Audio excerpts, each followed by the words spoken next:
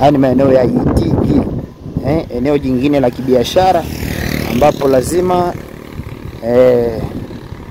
wananchi wapate huduma za TTCL, kusajiliwa line za TTCL na vifurushi vyetu vilivyobomba kabisa cha kuwezesha wananchi kupata unafuu wa mawasiliano.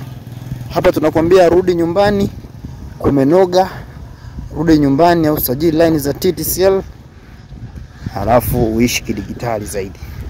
Hapa tunazungumzia bundle zilizojazwa zaidi, MB na SMS za kutosha.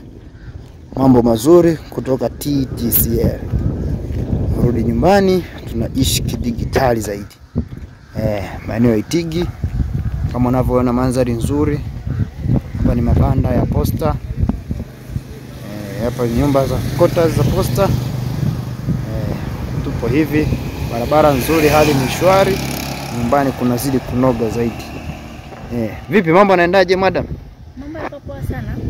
Vipi huku ni Itigi, imefikaje huku na mnafanya shughuli gani kwa sasa hivi? Tumefika kwa ajili ya mambo ya registration, tunasajili line za TTCL, tunakuambia rudi nyumbani kumenoga. Vifurushi vyetu sisi ni hali chache. Yaani unaweka pocha 1000 unapata dakika 153 mwaka mzima. Okay. Na vipi upatikanaji wa vocha sasa hivi? Nasikia huduma zimeboreshwa zaidi. Vocha unapataje? Vocha unaweza ukaenda duka kwa wanaotuma makadi na NMB. Unaenda wanakunia muda maongezi.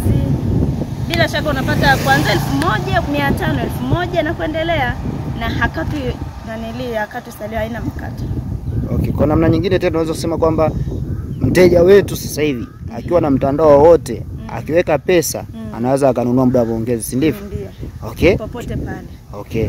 Na hata akiwa bila makato yoyote. Na unafuu wa mawasiliano tunasema nyumbani kumenoga. Ndio. Na kunazidi kunoga zaidi.